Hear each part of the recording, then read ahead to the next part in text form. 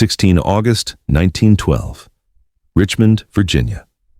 The clerk stamps the execution warrant at 2:45 in the afternoon. In the corridor, outside the governor's office, a petition bearing 43 signatures waits on a desk, unread.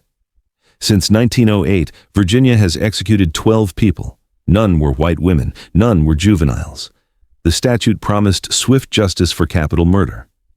The docket shows something else: cases where youth, race, and circumstance intersected with a system built on certainty, not mercy.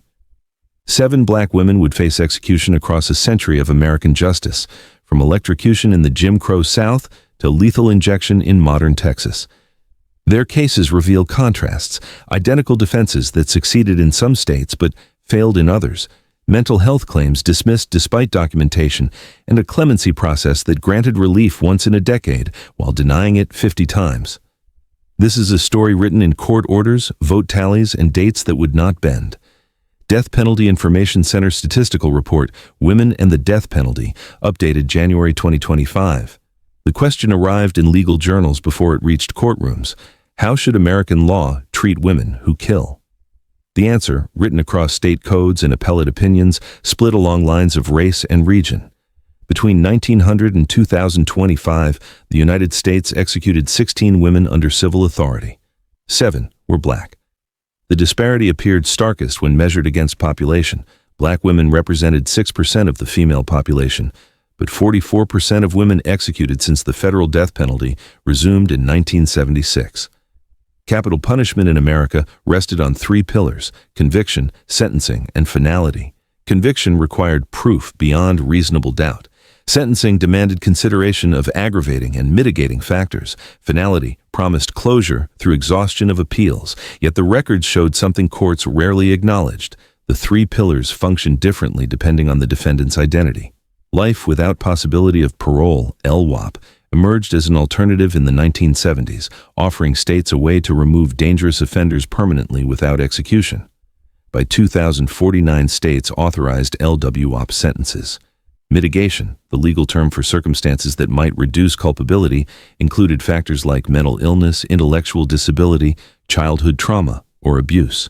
Appeal posture described where a case stood in the review process: direct appeal, state habeas corpus, federal habeas corpus, or clemency petition. The framework appeared neutral. Application was not. Studies documented that defendants with white victims received death sentences at rates 3 to 4 times higher than those with black victims. Defendants who killed white victims and were themselves black faced the highest execution risk.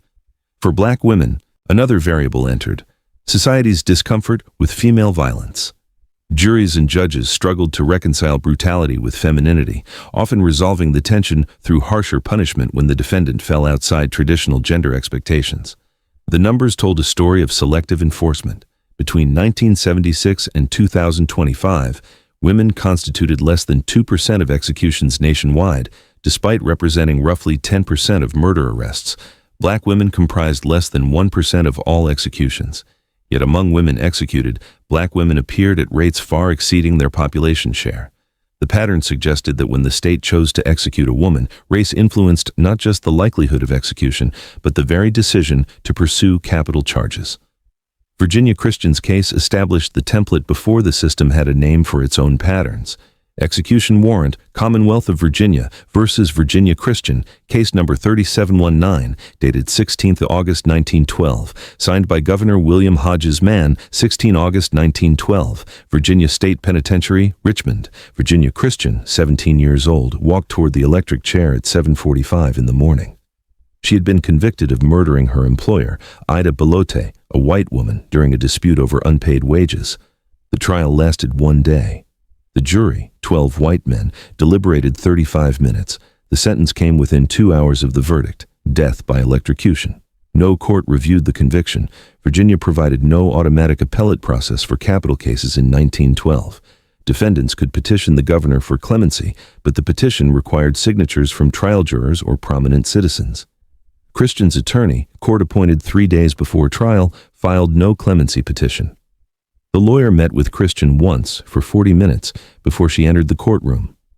On the morning of execution, a delegation of white women from the Equal Suffrage League, delivered 43 signatures to the governor's mansion, requesting commutation based on Christian's youth and her claim that Belote struck her first with a broomstick. The governor's secretary noted receipt at 6:37 in the morning. Governor Mann declined to review the petition. His office recorded that it arrived after the statutory deadline for clemency consideration, though no statute specified such a deadline. The execution proceeded as scheduled. Christian became the first female executed by Virginia's electric chair and the youngest person executed in the state in the 20th century. She remains the last female juvenile executed in American history. Press coverage focused on her composure. The Richmond Times-Dispatch reported she showed no emotion and walked to the chair with a steady gait. The Richmond Planet, a black newspaper, noted that Christian entered the chamber singing a hymn. No white newspaper mentioned that Belote had struck Christian with a broomstick during an argument over 2 weeks of unpaid wages, or that Christian had visible bruises on her face and arms when police arrived. The case file, preserved in the Library of Virginia, contains 14 pages. The coroner's report on Belote's death occupies 6 pages. Puncture wounds to the neck and chest, cause of death listed as exsanguination from multiple lacerations. Christian's statement to police occupies half a page. She said Belote attacked her when she requested her wages. She grabbed a broken bottle from the floor during the struggle. She said she did not mean to kill anyone. The trial transcript shows the prosecutor asked Christian one question. "Did you stab Mrs. Belote?" Christian answered, "She hit me first." The prosecutor rested. Christian's attorney called no witnesses and presented no evidence of self-defense, though Virginia law recognized self-defense as a complete bar to murder charges. The jury received no instruction on self-defense or on lesser-included offenses such as manslaughter. Christian's case established a principle Virginia courts cited for 6 decades. Youth alone did not constitute sufficient mitigation to override a capital conviction. The doctrine stood until 2005, when the Supreme Court ruled in Roper v. Simmons that executing offenders who committed crimes before age 18 violated the Eighth Amendment. By then, Virginia Christian had been dead for 93 years. The racial disparity appeared in the Commonwealth's own records. Between 1908 and 1950, Virginia executed 23 people under age 18 at the time of their offense. 21 were black. During the same period, Virginia sentenced 38 white juveniles to death for murder or rape. 34 received commutations to life sentences. 3 received new trials that resulted in lesser convictions. 1 died in prison before execution. How did the system reconcile identical youth with divergent outcomes? The answer appeared nowhere in court opinions. It appeared everywhere in execution statistics. Alabama Department of Corrections execution log, entry dated 24th January 1930, inmate number 4521, Selena Gilmore. Method, electrocution. Time, 12:17 a.m., 24th January 1930, Kilby Prison, Montgomery, Alabama. Selena Gilmore became the first woman executed in Alabama's electric chair. She was 43 years old. She had been convicted of shooting and killing Dan Barker, a white waiter, in a Montgomery boarding house on 14 September 1929. The killing occurred during Prohibition. Multiple witnesses testified that Gilmore was intoxicated. The trial lasted 2 days. The defense argued Gilmore acted in self-defense after Barker made sexual advances. 3 witnesses corroborated that Barker followed Gilmore to her room. The prosecution presented testimony that Gilmore had been arrested twice before for public intoxication and once for assault.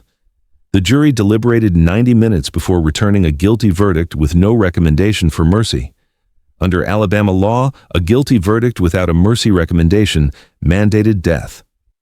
Gilmore's attorney filed a motion for new trial, arguing the evidence supported self-defense and that the judge erred in allowing testimony about prior arrests unrelated to the charged offense.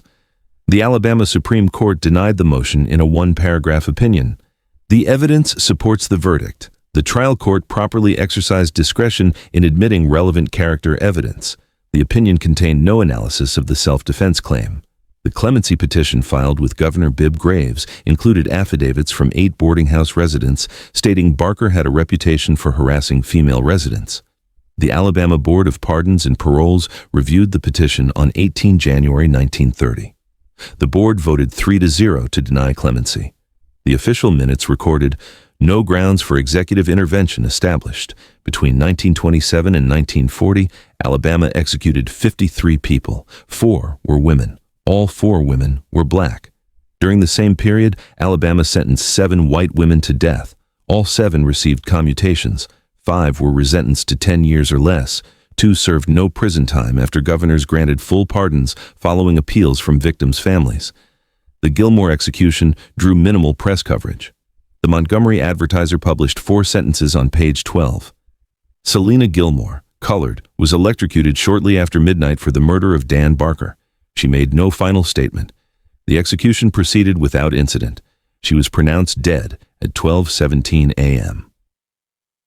The disparity between Gilmore's treatment and that of white female defendants appeared most clearly in the case of Earl Dennison, a white woman convicted of murdering her 2 infant daughters in 1953.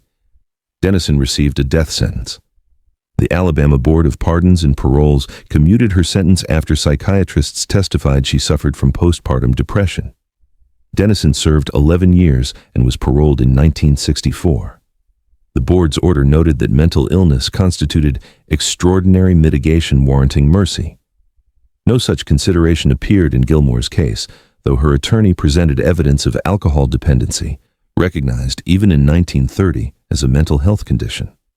The trial judge refused to allow testimony from a physician who examined Gilmore and concluded she showed signs of delirium tremens at the time of the shooting. The question the record could not answer. Why did mental illness warrant mercy for Dennison but not for Gilmore? The cases shared elements: female defendants, killings in domestic settings, evidence of mental impairment. They diverged on race. Gilmore's execution file, maintained by the Alabama Department of Archives and History, contains 19 pages. 15 pages document custody, logistics, meals, and hourly security checks. 3 pages contain the trial transcript summary. 1 page records her final hour: declined last meal, declined to make a statement, walked to the chair without assistance, pronounced dead at 12:17 a.m., body released to family at 4:30 a.m. How did Alabama justify executing women at rates that defied statistical probability? The answer never appeared in official explanations. It appeared in the numbers no one publicly reconciled. Georgia Board of Pardons and Paroles posthumous pardon granted 29 August 2005 in the matter of Lena Baker, case number G 1945, 78, 5th March 1945, Reedsville, Georgia. Lena Baker, 44 years old, was executed by electrocution at the Georgia Diagnostic and Classification Prison. She had been convicted of murdering Ernest Knight, a white mill owner who employed her as a caregiver.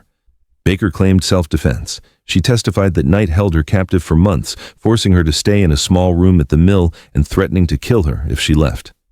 On the night of 29 April 1944, Baker said Knight reached for his gun during an argument. She grabbed it first and shot him once in the chest.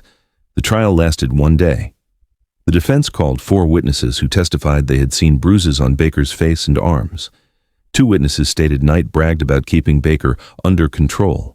The prosecution argued Baker shot Knight to rob him, though no money was taken from the scene. The jury, 12 white men, deliberated less than 1 hour. The verdict: guilty of capital murder, with no recommendation for mercy. Baker's attorney filed no appeal. Georgia law in 1944 required appellate counsel to be separately retained, and Baker's family could not afford the fee. The attorney did file a clemency petition with the Georgia Board of Pardons and Paroles. The petition included affidavits from Baker's family members and statements from 3 character witnesses. The board denied the petition without a hearing. The official record stated, "No basis for commutation identified." Baker became the only woman executed by Georgia's electric chair in the 20th century. Her final statement, recorded by a prison chaplain, included these words: "What I done, I did in self-defense, or I would have been killed myself. Where I was, I could not overcome it. God has forgiven me. I have nothing against anyone." The case remained closed for 60 years. In 2004, the Lena Baker Committee, a coalition of historians and civil rights advocates, petitioned the Georgia Board of Pardons and Paroles for a posthumous pardon. The petition presented new evidence: medical records documenting injuries consistent with physical abuse, witness statements from people who saw Knight strike Baker in public, and depositions from Knight's relatives acknowledging his history of violence against women. On 29 August 2005, the board granted a full posthumous pardon. The order stated, "The board concludes that Ms. Baker did not receive the quality of representation at trial that is expected in capital cases. Moreover, the board finds that there is evidence to suggest that Ms. Baker may have been a victim of domestic violence at the hands of Ernest Knight. Based upon these factors, the board concludes that the conviction and sentence were a miscarriage of justice." The pardon represented the first time Georgia officially acknowledged racial and gender bias in a historical capital case. It did not compensate Baker's family. It did not expunge her record during her lifetime. It did not address why Baker's trial attorney failed to present readily available evidence of abuse, or why the board denied clemency without reviewing witness statements. The contrast between Baker's treatment in 1945 and the pardon in 2005 exposed the evolution of legal standards. By 2005, Georgia courts regularly recognized intimate partner violence as mitigation in sentencing. Defense attorneys routinely presented expert testimony on battered woman syndrome. Prosecutors acknowledged that victims of prolonged abuse might reasonably fear for their lives. None of these considerations existed in Baker's trial. Between 1943 and 1976, Georgia executed over 300 people. 5 were women. All 5 were black. During the same period, Georgia sentenced 14 white women to death. 12 received commutations. 1 died in prison before execution. 1 received a new trial and was acquitted. The statistical disparity raised a question the pardon order did not address. How many other cases deserved review? The answer remained locked in archives no one had fully examined. Oklahoma Department of Corrections Execution Report, inmate number 152722, Wanda Jean Allen, method lethal injection, declared deceased at 9:21 p.m., 11th January 2001, 11th January 2001. Oklahoma State Penitentiary, McAlester. Wanda Jean Allen, 41 years old, became the first black woman executed in the United States since 1954. She was pronounced dead at 9:21 in the evening. She had been convicted of shooting Gloria Leathers, her former romantic partner, outside an Oklahoma City police station on 29 December 1988. Allen had fired 1 shot during an argument. Leathers died 4 days later. The case attracted national attention because of overwhelming evidence of Allen's intellectual disability. Neuropsychological testing conducted before trial showed Allen had an IQ of 69, placing her in the bottom 2% of the population. She read at a 3rd grade level. She could not understand basic legal terminology. The psychologist testified that Allen suffered from organic brain damage likely caused by childhood head trauma. Allen's trial attorney presented no mitigating evidence during the sentencing phase. The attorney called no expert witnesses on intellectual disability. The jury heard no testimony about Allen's cognitive impairments, her history of childhood abuse, or her limited ability to plan or control impulses. The sentencing hearing lasted 90 minutes. The jury deliberated 40 minutes before recommending death. On appeal, Allen's new attorneys argued she received ineffective assistance of counsel because her trial attorney failed to investigate and present available mitigation evidence. The Oklahoma Court of Criminal Appeals rejected the claim in a divided opinion. The majority held that the attorney's performance, while not exemplary, did not fall below constitutional minimums. The dissent argued that failing to present any evidence of intellectual disability in a capital case constituted per se ineffective assistance. Allen's case reached the U.S. Supreme Court twice. Both times the court declined to hear it. In her final clemency petition, Allen's attorneys presented evidence that had never been shown to a jury. Medical records documenting multiple head injuries before age 10, school records showing she attended special education classes, and testimony from family members describing Allen's limited comprehension. A neurologist who examined Allen in 2000 concluded she likely suffered from fetal alcohol spectrum disorder in addition to traumatic brain injury. The Oklahoma Pardon and Parole Board held a clemency hearing on 10 January 2001. The board heard from Allen's attorneys, the victim's family, and the Attorney General's office. After 90 minutes of testimony, the board voted 3-2 to deny clemency. The official minutes stated, "The board acknowledges the evidence of intellectual limitations, but finds that aggravating circumstances outweigh mitigation."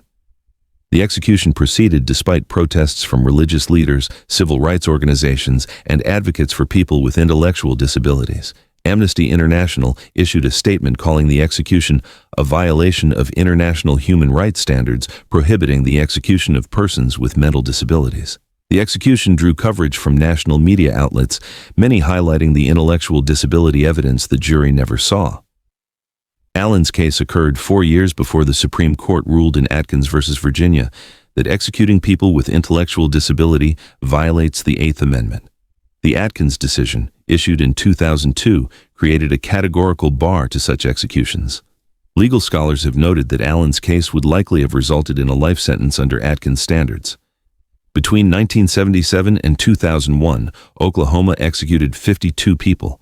Allen was the first woman and one of 6 black defendants. During the same period, Oklahoma sentenced 11 women to death. 8 received resentencing to life terms after appeals. Courts found sentencing errors.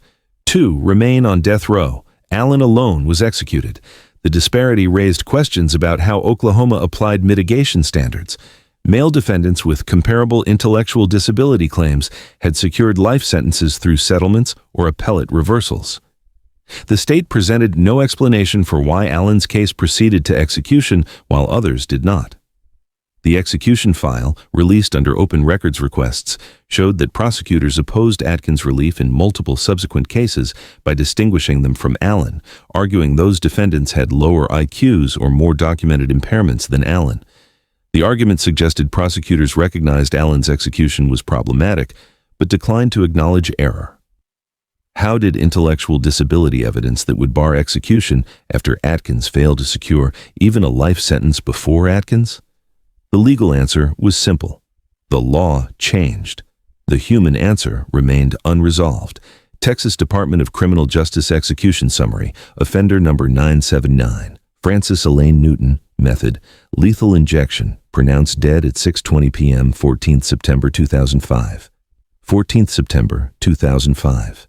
Texas State Penitentiary at Huntsville. Frances Newton, 40 years old, was executed by lethal injection. She maintained her innocence until her final statement.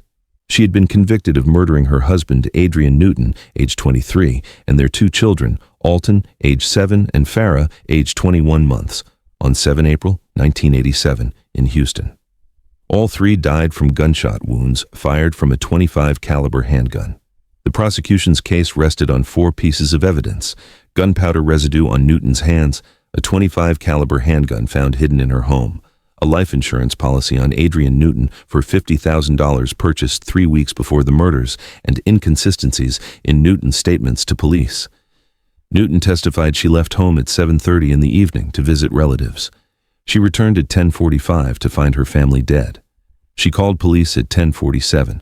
The defense challenged every element.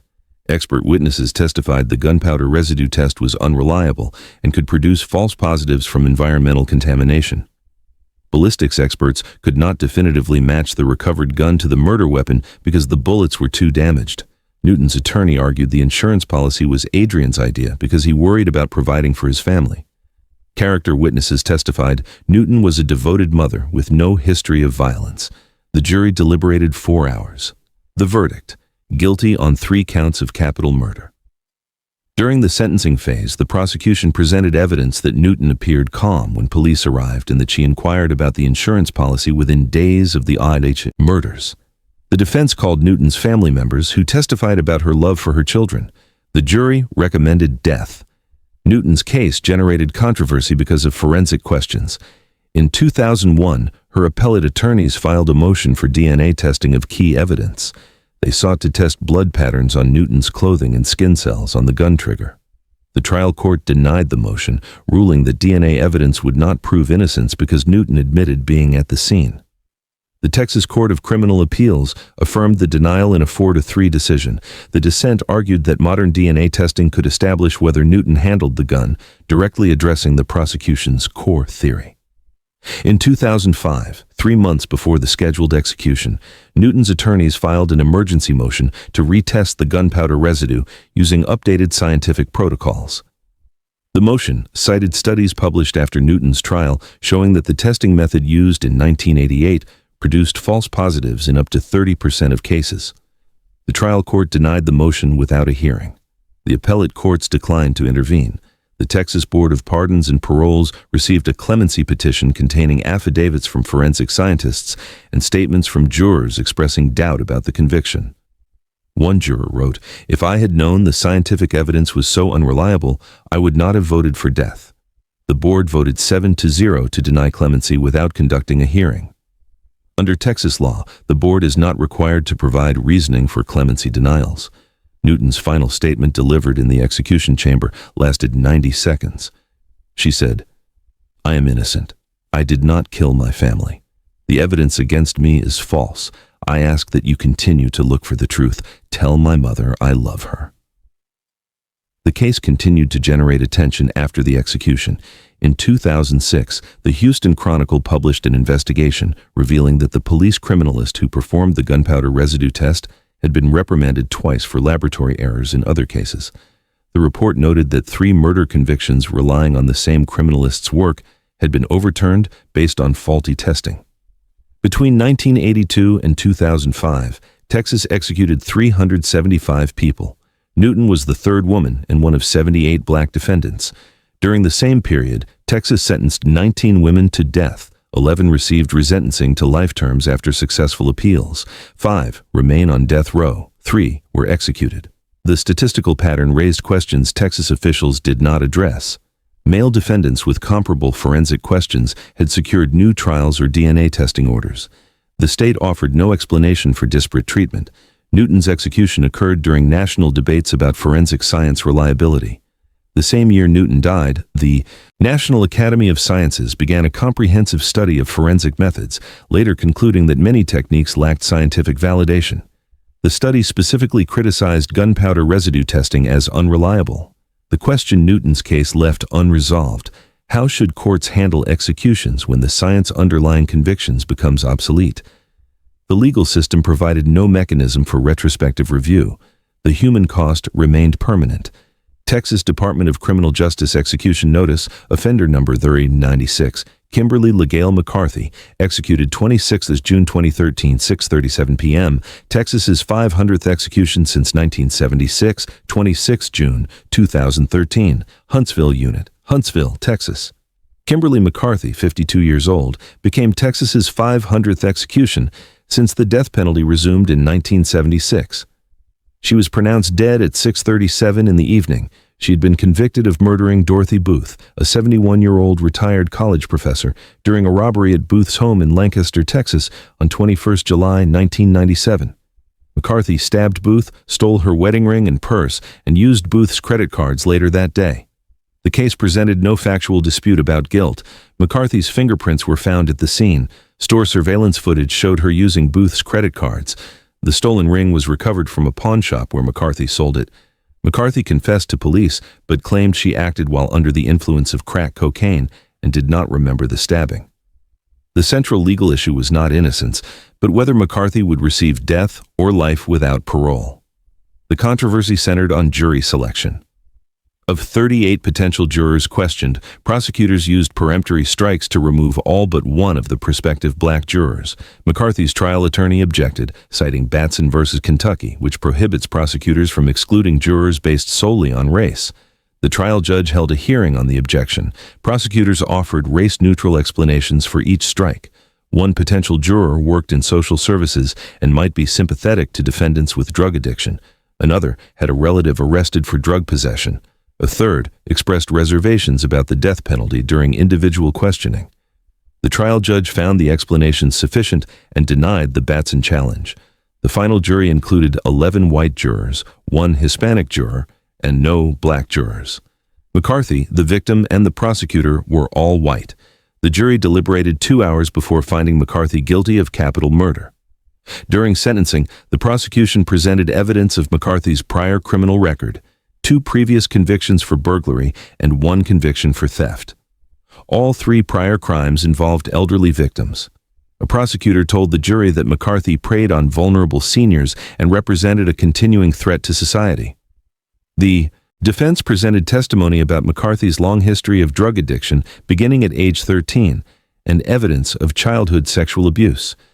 The jury deliberated 90 minutes before recommending death. On appeal, McCarthy's attorneys argued the jury selection violated Batson because the prosecution's stated reasons applied equally to white jurors who were not struck. Statistical analysis showed that prosecutors struck black potential jurors at 4 times the rate of white potential jurors with similar characteristics. The Texas Court of Criminal Appeals rejected the claim, holding that Batson requires proof of intentional discrimination, not statistical disparity. McCarthy's case reached the U.S. Supreme Court on Batson grounds. The court declined to hear it. In a dissent from the denial of certiorari, Justice Stephen Breyer wrote that the case exemplifies the persistence of racial discrimination in capital jury selection, and noted that McCarthy's jury composition reflected patterns documented across multiple Texas counties. The clemency petition filed with the Texas Board of Pardons and Paroles focused on prosecutorial misconduct in jury selection and on McCarthy's drug addiction as mitigation. The petition included affidavits from experts stating that crack cocaine addiction significantly impairs impulse control and judgment. It noted that McCarthy had no violent criminal history before developing her addiction. The board denied clemency by a 7-0 vote without holding a hearing. The execution drew intense media attention because it marked Texas's 500th execution. Death penalty opponents organized vigils in multiple cities. Supporters of capital punishment held counter-demonstrations emphasizing Booth's victimization. Governor Rick Perry released a statement defending Texas's use of capital punishment. Texas has a criminal justice system that works, and the people of Texas have a right to expect that justice is carried out. McCarthy's final statement lasted 30 seconds. She expressed remorse for Booth's death and apologized to Booth's family. She said, "Ms. Booth was a wonderful person. She did not deserve what I did. This is not a loss for me. I am going to be with Jesus. I want to say to the family, I am sorry." Between 1982 and 2013, Texas executed 500 people. 4 were women.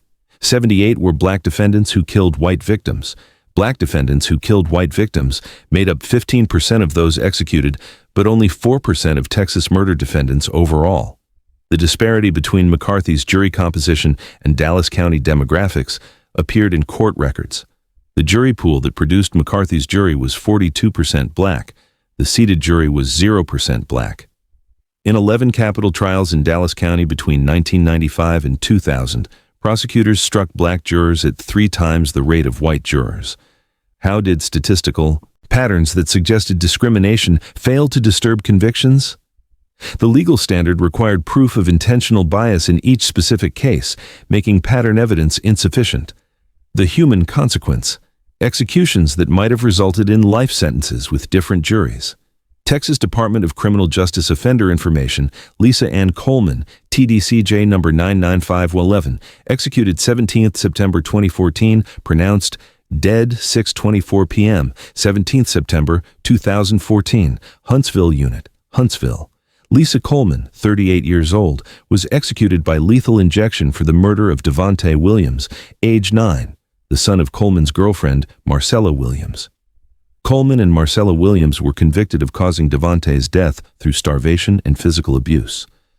The boy weighed 35 pounds when he died on 14 July 2004. Medical examiners determined he had been systematically denied food for months and had over 100 distinct injuries in various stages of healing. The case presented horrific facts that left little room for defense. Police found Devontae's body in a closet. His 2 younger siblings, ages 7 and 6, were found in separate rooms, malnourished but alive. All 3 children showed signs of prolonged abuse. Devontae's death certificate listed cause of death as malnutrition and multiple blunt force injuries. The medical examiner testified that Devontae likely endured months of progressive starvation and systematic beatings. Both Coleman and Marcella Williams were charged with capital murder. Texas law defines capital murder as murder during the commission of kidnapping, among other aggravating factors. Prosecutors argued the women kidnapped Devontae by confining him to a small room and denying him freedom of movement, elevating murder to capital murder under the felony murder rule. The trials were held separately. Marcella Williams went to trial first and received a life sentence without parole. The jury found her guilty of capital murder but declined to impose death, citing evidence that she too had been abused by Coleman. 2 psychiatric experts testified that Marcella Williams suffered from dependent personality disorder and acted under Coleman's domination. Coleman's trial occurred 8 months later. The prosecution presented the same facts, but characterized Coleman as the primary abuser. Witnesses testified Coleman controlled all decisions in the household and that Marcella Williams deferred to her in all matters. School officials testified they called Child Protective Services 3 times expressing concern about the children, but the cases were closed after Coleman told investigators the children were being homeschooled and were healthy. The defense presented evidence of Coleman's troubled background. Experts testified she experienced severe physical and sexual abuse as a child, was removed from her mother's custody at age 11, and cycled through 7 foster homes before aging out of the system at 18. A psychologist diagnosed Coleman with post-traumatic stress disorder and borderline personality disorder. The defense argued these conditions impaired her ability to parent and to recognize that Devontae needed medical intervention. The jury deliberated 3 hours before convicting Coleman of capital murder. During the sentencing phase, the prosecution emphasized the severity and duration of Devontae's suffering. A medical examiner testified Devontae likely experienced pain daily for months. The prosecutor argued Coleman showed no remorse and represented a continuing danger. The defense repeated the mitigation evidence. The jury deliberated 2 hours before recommending death. On appeal, Coleman's attorneys challenged the application of the kidnapping aggravator. They argued that confinement occurring as part of the ongoing abuse did not constitute kidnapping separate from the murder itself, and that applying the aggravator in this context created arbitrary and capricious sentencing. The Texas Court of Criminal Appeals rejected the argument, holding that the kidnapping aggravator applied when confinement lasted more than a brief period and served purposes beyond the immediate act of killing. The legal question exposed a tension in Texas capital law. The kidnapping aggravator was designed for cases where defendants abducted victims and then killed them. Extending it to child abuse cases meant that parents or guardians who confined children while abusing them could face death, while parents who abused children without confinement received at most life sentences. Coleman's attorneys argued this created arbitrary distinctions. Identical abuse resulting in death could be capital or not capital, based solely on whether the child was locked in a room. The Texas courts found no constitutional problem. In a concurring opinion, one judge noted that the legislature intentionally drafted the kidnapping aggravator broadly to capture various forms of victim confinement. The judge acknowledged this might lead to disparate outcomes, but held that legislative choices about which murders qualify as capital are not subject to judicial second-guessing absent clear constitutional violations. Coleman's clemency petition emphasized her mental health history and argued her case illustrated problems with the kidnapping aggravator. The petition noted that Marcella Williams received life, while Coleman received death, despite evidence both were culpable.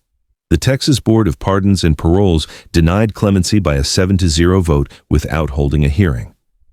The execution proceeded amid protests focused on differential treatment of the co-defendants. Advocates argued Coleman received death while Marcella Williams received life because Coleman was perceived as masculine-presenting and outside traditional gender norms, while Marcella Williams was characterized as a submissive victim. The state did not respond to these arguments. Coleman's final statement lasted 90 seconds. She expressed remorse and asked for forgiveness. She said, "I am sorry for what happened to Devontae. I am responsible. I ask God for forgiveness, and I ask the family for forgiveness." Between 2000 and 2014, Texas executed 3 people for crimes involving child victims through starvation or torture. All 3 were women. 2 were black. No men were executed during this period for comparable child abuse murders, though at least 8 men were convicted of capital murder involving child torture. All 8 received life sentences as part of plea agreements. The pattern raised questions about how gender influenced prosecution decisions in cases involving crimes against children. The state provided no public explanation for why some child abuse murders were prosecuted capitally, while others resulted in negotiated life sentences. Georgia State Board of Pardons and Paroles order granting posthumous pardon in the matter of Lena Baker, signed 29 August 2005, 29 August 2005, Atlanta, Georgia. The Georgia Board of Pardons and Paroles issued a 2-page order granting a full posthumous pardon to Lena Baker, executed 60 years earlier. The order marked the first time in Georgia history that the state officially acknowledged executing someone who likely acted in self-defense. The language was careful, measured, and precise. After reviewing all available materials, the board finds that the conviction and sentence were a miscarriage of justice. The pardon process began in 2003 when the Lena Baker Committee, a group of historians, attorneys, and civil rights advocates, filed a formal petition. The petition presented evidence unavailable during Baker's trial: medical records documenting injuries consistent with repeated physical abuse, witness affidavits from people who saw Ernest Knight strike Baker in public, and depositions from Knight's relatives acknowledging his history of violence toward women, including a prior arrest for assault against a female employee. The committee also presented procedural evidence. Baker's trial attorney never visited the scene where the shooting occurred, never interviewed witnesses who could corroborate Baker's account of captivity, and never retained an investigator despite Georgia providing funds for indigent defense investigation. The attorney presented no expert testimony on self-defense or on the psychology of abuse victims, though such expertise existed in 1944. The board held 3 hearings over 18 months. At the final hearing on 12 July 2005, the board heard from Baker's surviving relatives, including her grandson, who was 72 years old.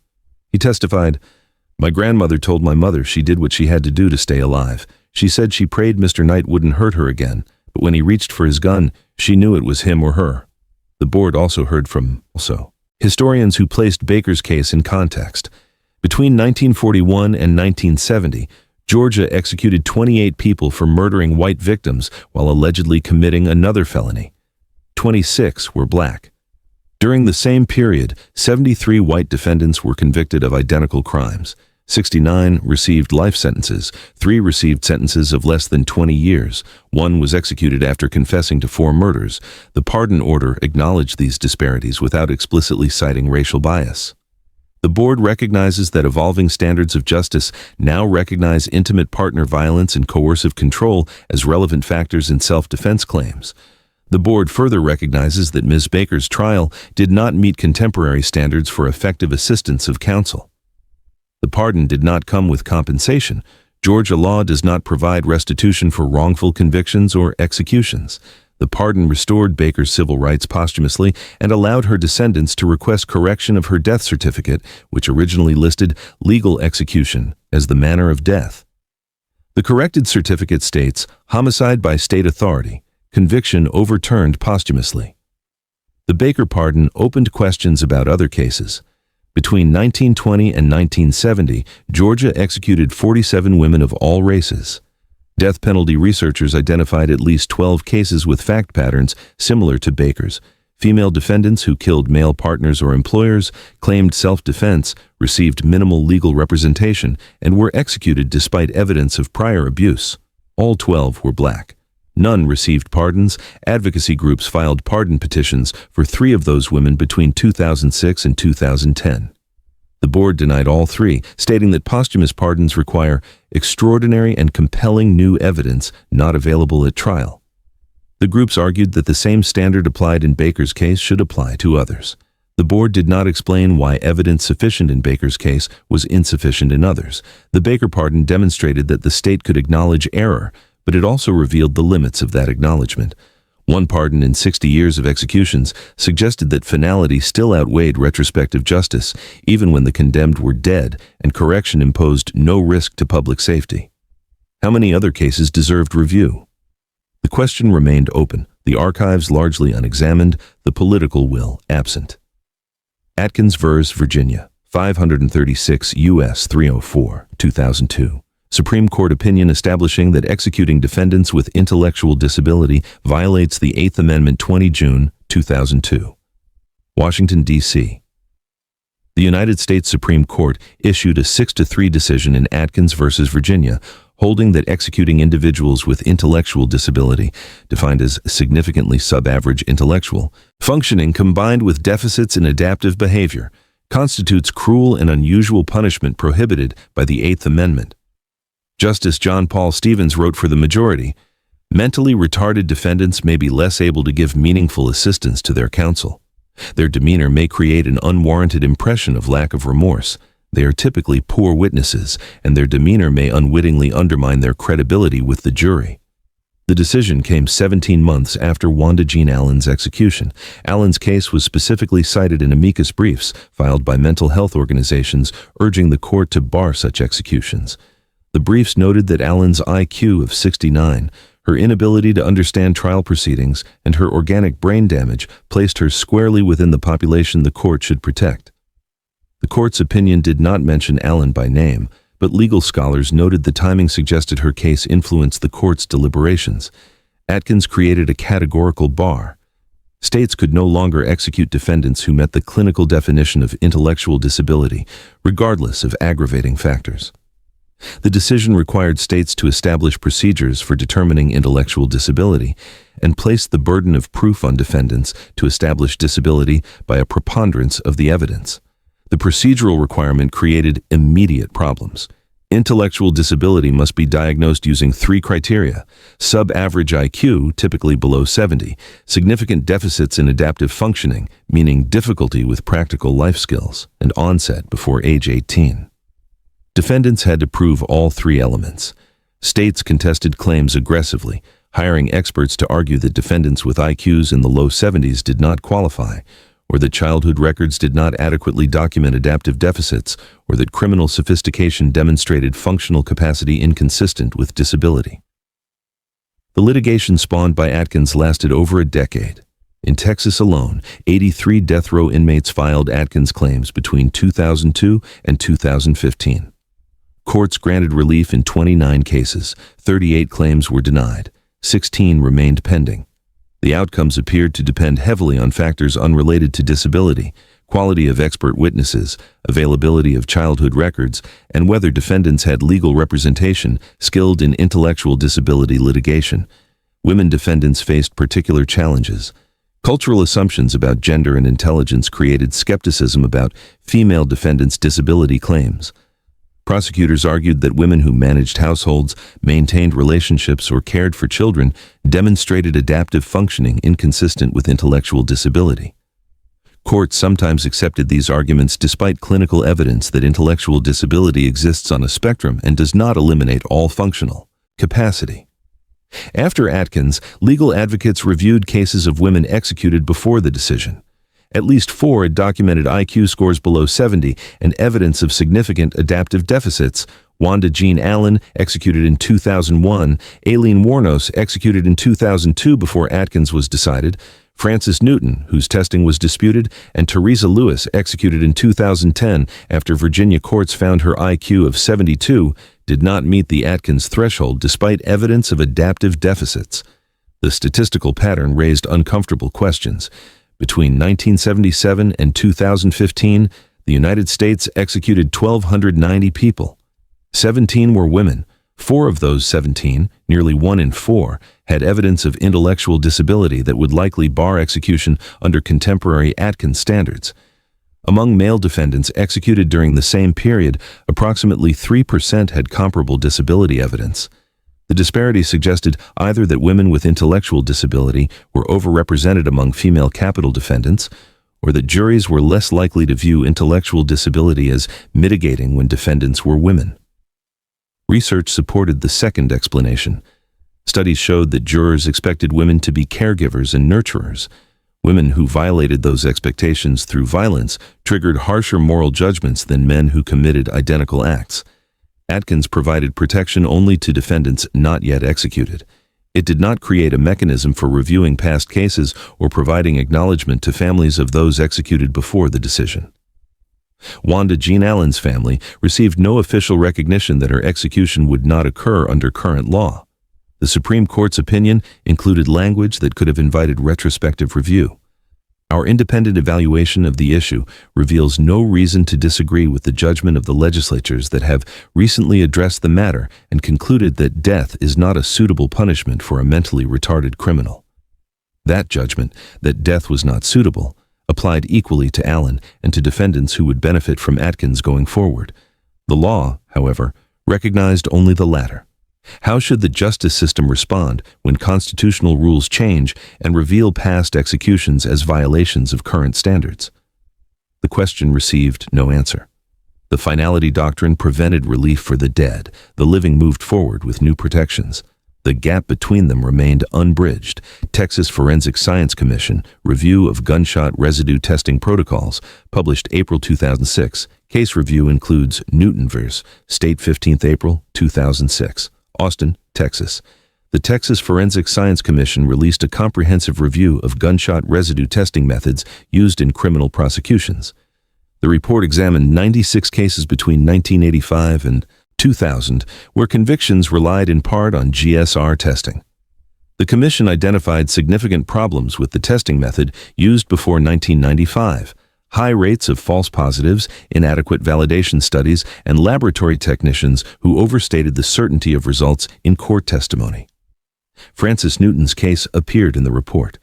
The commission noted that the testing method used on Newton in 1988 produced false positives in approximately 30% of controlled studies.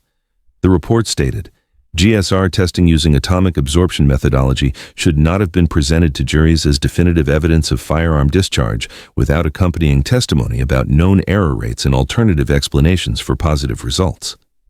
The report came 7 months after Newton's execution.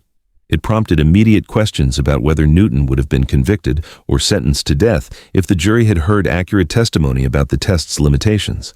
The commission's conclusion suggested reasonable doubt. In cases where GSR evidence was the primary physical evidence linking a defendant to a crime, failure to disclose error rates and alternative causation constitutes materially incomplete testimony. The commission recommended that Texas courts review convictions where pre-1995 GSR testing played a central role and where defendants had preserved objections to the testing methodology. The Texas Court of Criminal Appeals declined to mandate systematic review. In a brief order, the court held that the commission's findings did not establish that prior testimony was false, only that it was incomplete. Under Texas law, incompleteness did not constitute grounds for habeas relief unless defendants could prove the jury would have reached a different verdict with additional information, a standard nearly impossible to meet in closed cases. Between 2006 and 2015, 23 Texas inmates filed habeas petitions based on the commission's findings. Courts granted relief in 4 cases. All involved defendants with multiple grounds for relief beyond the GSR issue. 19 petitions were denied. Among those denied were 3 cases factually similar to Newton's, single defendant household killings where GSR evidence provided the primary physical link to the crime and where defendants claimed innocence. The Newton family filed a wrongful execution complaint in federal court in 2007, seeking a declaratory judgment that the execution violated due process because the state knowingly presented unreliable scientific evidence. The Fifth Circuit Court of Appeals dismissed the case, holding that Texas law provides immunity for discretionary prosecutorial decisions and that the family lacked standing to challenge an execution after it occurred. The forensic science problems extended beyond Newton's case. The commission identified 17 executions between 1982 and 2006 where defendants challenged forensic testimony that later research discredited: bite mark analysis, microscopic hair comparison, blood spatter interpretation, and arson investigation methods. In each case, appellate courts declined to grant relief, holding that changes in scientific consensus did not establish that prior expert testimony was false, only that it relied on methods now considered less reliable. The legal framework created an impossible standard. Defendants had to prove not just that the science was wrong, but that experts intentionally lied. Negligence, incompetence, or honest reliance on methods later discredited did not suffice. The distinction meant that executing someone based on faulty science violated no constitutional rule, as long as the fault was innocent.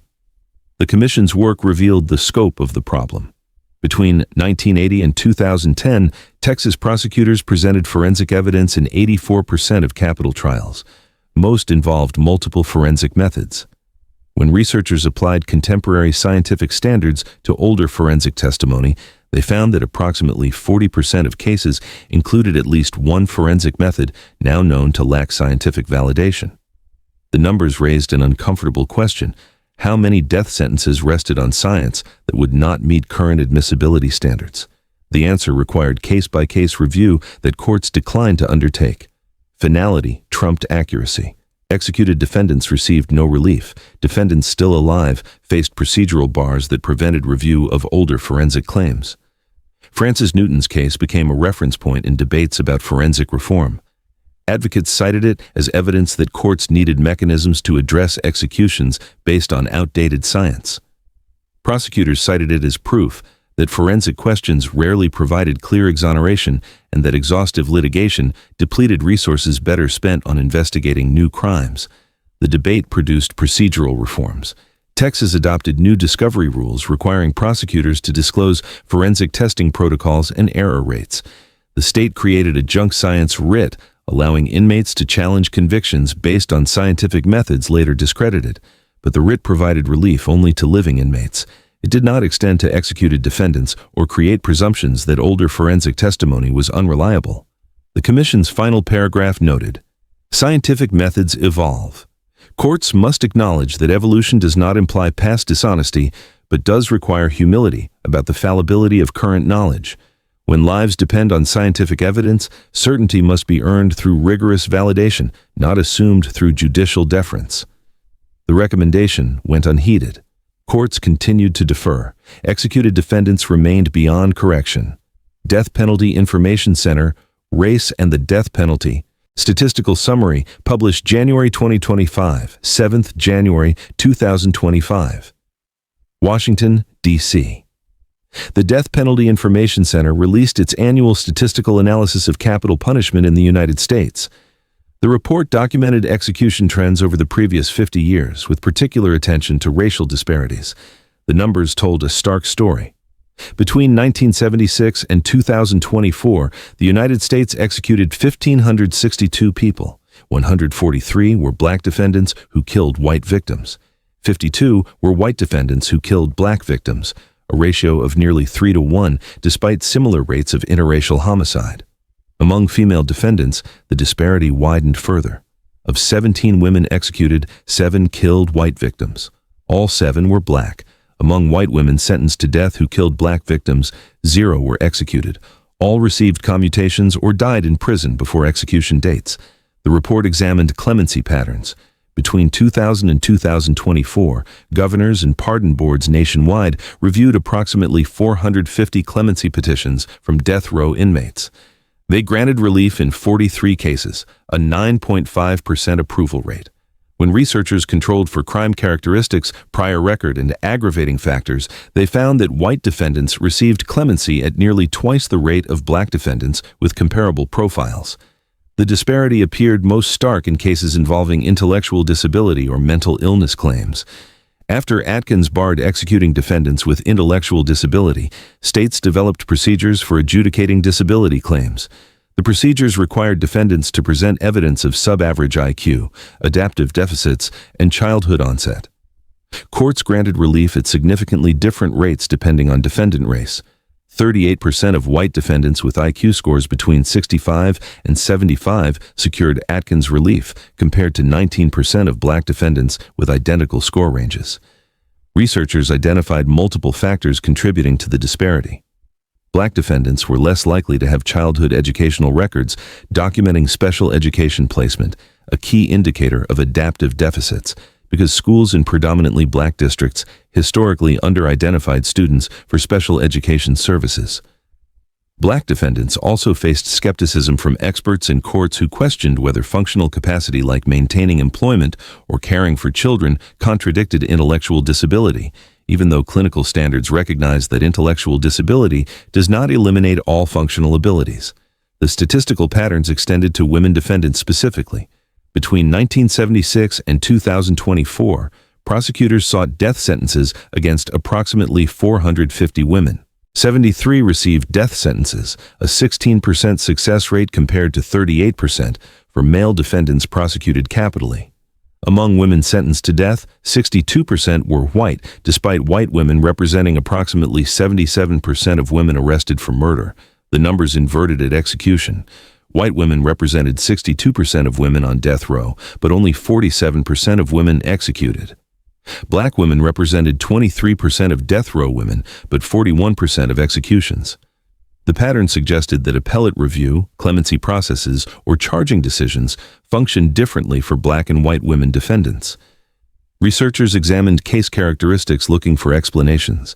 They found that white women defendants more often killed family members or intimate partners, while black women defendants more often killed during property crimes or killed non-family victims. Victim characteristics correlated with execution risk. Defendants who killed white strangers faced execution at 3 times the rate of defendants who killed black family members, even controlling for crime brutality, prior record, and aggravating factors. The report presented case studies illustrating the patterns.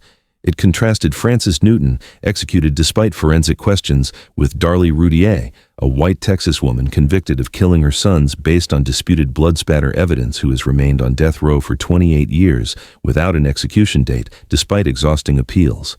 The cases shared elements: mothers accused of killing children, forensic evidence later questioned, claims of innocence, but produced different outcomes.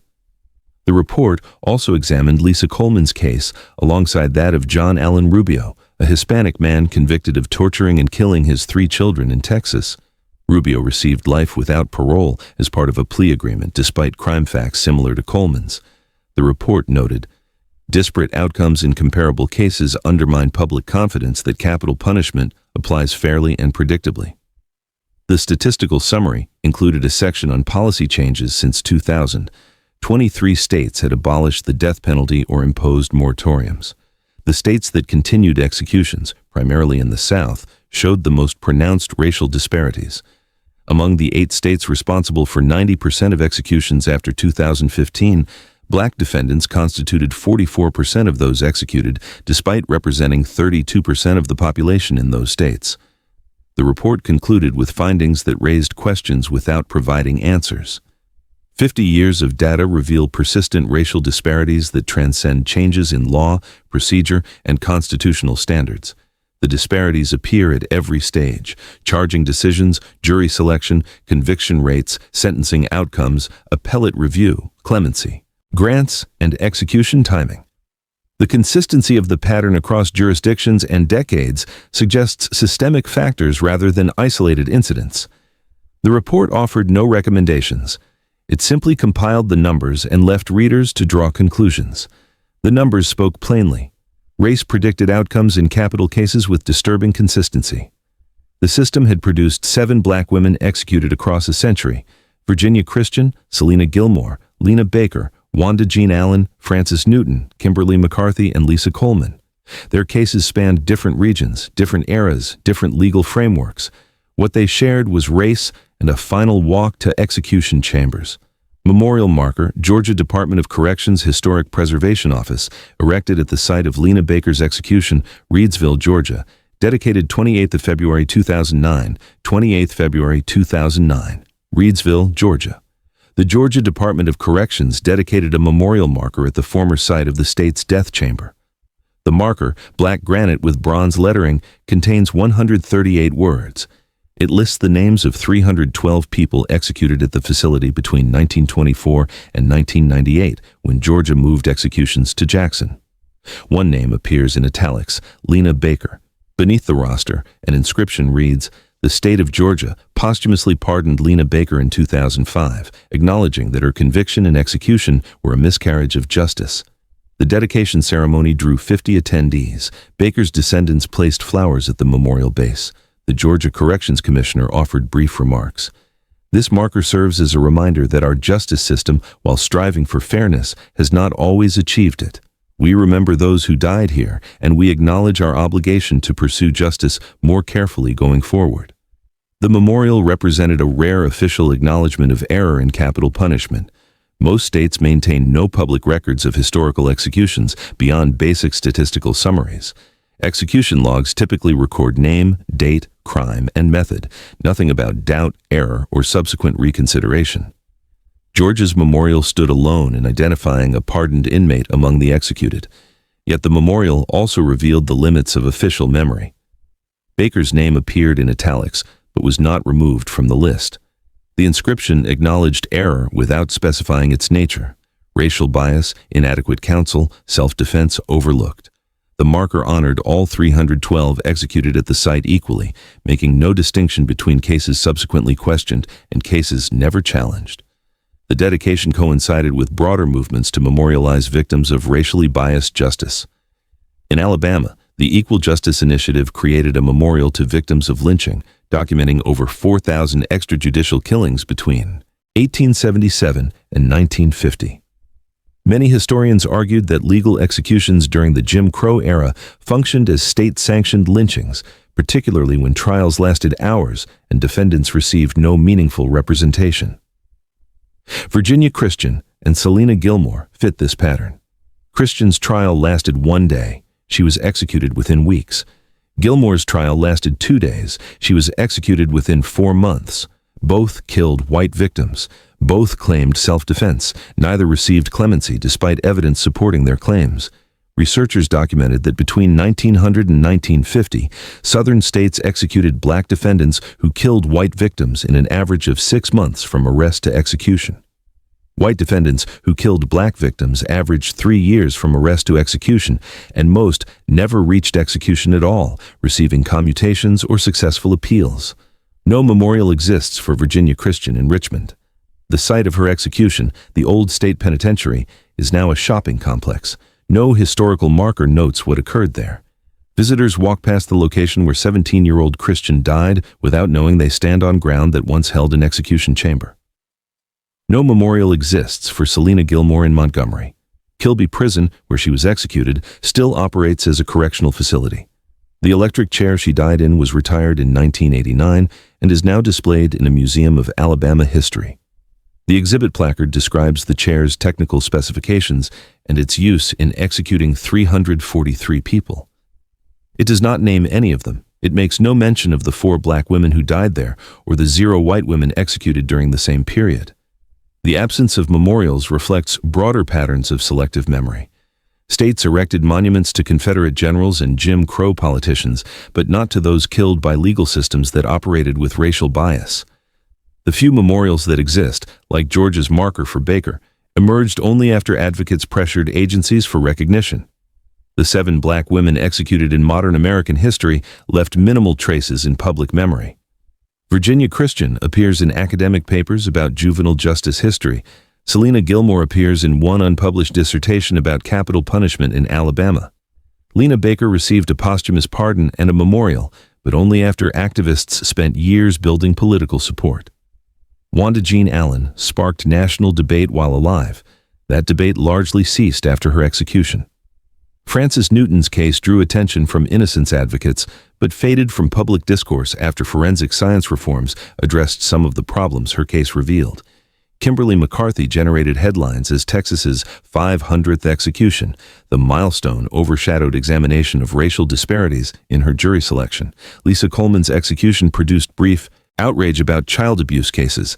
That outrage dissipated without sustained policy analysis. The pattern suggested that public attention to individual cases did not accumulate into sustained examination of systemic issues.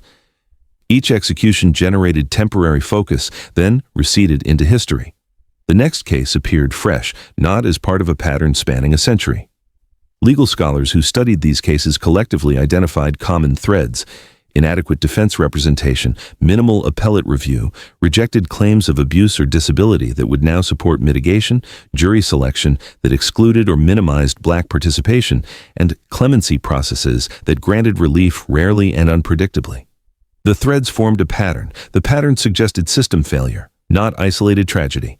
Yet the legal system resisted pattern-based analysis. Courts evaluated cases individually. They required defendants to prove specific constitutional violations in their own trials. Evidence that similar violations occurred in other cases or that outcomes diverged along racial lines did not establish reversible error. The requirement for case-specific proof made systemic patterns legally invisible even when statistically overwhelming. The 7 women whose stories appear in these chapters died in execution chambers in 5 states across 102 years. Their executions were legal. Courts reviewed their cases according to prevailing standards. No official determination found wrongdoing except in Baker's case, and even there the pardon acknowledged only miscarriage of justice without specifying whether error was racial, procedural, or substantive. What these cases reveal when examined together is not necessarily that any single execution violated contemporary law. It is that patterns of outcome, persistent across time and place, suggest the law itself applied differently depending on factors, race, gender, victim characteristics, that statutes claim to make irrelevant. The memorial in Reidsville stands as partial acknowledgement. The absence of memorials elsewhere reflects broader unwillingness to examine whether justice, as practiced, matched justice as promised. The 7 names, Christian, Gilmore, Baker, Allen, Newton, McCarthy, Coleman, remain largely unknown outside academic and activist circles. Their cases closed with their deaths. The patterns they represent remain open questions. Death Penalty Information Center database entry, accessed 12 January 2025, query. Black women currently on death row in the United States. 12 January 2025, Washington, D.C. The database returns 3 results. 3 black women currently sit on death row in the United States. They await outcomes in facilities in Texas, Tennessee, and Ohio. Their cases are under active review. Appeals proceed through courts. Clemency remains possible. Execution dates are not set. The database does not name them. Privacy rules prevent identification of inmates with pending litigation. The numbers appear without stories. 3 women, 3 states, 3 open files moving slowly through judicial review processes that now average 22 years from sentence to final resolution. The American death penalty system changed substantially since Virginia Christian walked to Virginia's electric chair in 1912. Defendants now receive mandatory appellate review. Courts conduct proportionality analyses examining whether sentences align with those in comparable cases. Constitutional standards bar executing juveniles, people with intellectual disability, and defendants who did not personally kill. Forensic science standards improved. DNA testing exonerated dozens of wrongly convicted defendants. Public support for capital punishment declined from 80% in 1994 to 55% in 2024. Yet the numbers tell a more complicated story. Racial disparities in charging, conviction, sentencing, and execution persist. Black defendants continue to receive death sentences for crimes against white victims at rates far exceeding other combinations. Women receive death sentences and executions at rates suggesting gender influences outcomes beyond legal variables. The 7 black women executed between 1912 and 2014 shared more than race and gender. They shared patterns of inadequate representation, truncated review, and outcomes that diverged from white defendants with similar profiles. The 3 women currently on death row face a system that has learned some lessons. They have competent counsel. Their cases receive thorough review. DNA testing is available. Intellectual disability claims receive serious evaluation. Appellate courts examine whether jury selection complied with Batson. Clemency boards hold hearings rather than ruling on paper alone. But they also face a system that has not resolved fundamental questions. How should courts handle evidence that science underlying convictions has evolved? What weight should clemency boards give to statistical evidence of disparity? How can defendants prove that bias influenced outcomes when the law requires evidence of intentional discrimination? Should proportionality review compare sentences across racial categories or only within them? These questions affected the 7 women whose cases appear in these chapters. Virginia Christian might have benefited from Roper's bar on juvenile executions had it existed 83 years earlier. Wanda Jean Allen would likely secure Atkins relief under contemporary standards. Frances Newton might have obtained DNA testing that could have confirmed or disproven her guilt. Kimberly McCarthy might have secured a different jury under stricter Batson enforcement. The changes came too late for them. Whether they will arrive in time for the 3 women currently on death row remains uncertain. The story of black women and capital punishment in America is not closed. It is not fully known. Archives hold records not yet examined. Cases await reconsideration. 3 women live in cells, their fates unresolved. Their names are not public. Their cases continue. The patterns that preceded them remain visible in statistics that courts struggle to address and that society has not reconciled with ideals of equal justice. This documentary examined 7 cases across a century. It presented facts drawn from court records, execution logs, pardon documents, and verified research. It traced patterns of outcome without claiming to explain all individual decisions. It honored victims: Ida Belote, Dan Barker, Ernest Knight, Gloria Leathers, Adrian Newton and his children, Dorothy Booth, Devontae Williams, whose deaths set these legal processes in motion. What it cannot do is resolve whether these 7 executions, judged by the standards of their times, violated law as written. What it can do is present outcomes and ask whether outcomes that pattern consistently by race and gender across jurisdictions and decades reflect a system operating as designed or one that requires sustained examination and reform. The memorial in Reedsville acknowledges one woman pardoned posthumously. No similar markers exist for the other 6. Their names appear in databases, academic papers, and advocacy reports.